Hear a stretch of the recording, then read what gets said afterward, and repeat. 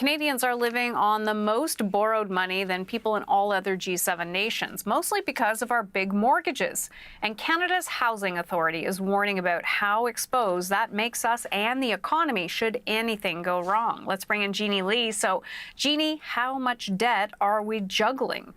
Well, Hannah, we already had the distinction of owing as much money, actually more money, than the entire value of Canada's GDP, gross domestic product, Canada's economy. It was 107% of GDP a couple of years ago. And if you look at other G7 nations, they've actually been cutting back on the amount of debt that they have as a proportion of GDP. But Canada has been, behaving badly in terms of that. It's been adding instead. And so just some other facts that came out in the CMHC report today, the Housing Authority in Canada, stating that basically you have only Australia, that's the only other country in terms of developed countries that the GDP and debt ratio was higher than that of Canada. Now, Australia is not part of the G7, but what we can say is that within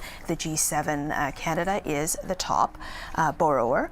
And in terms of what drives a lot of that borrowing, it's simply mortgages. 75% of the amount of money that we borrow is to finance your home or maybe a secondary property, an investment property.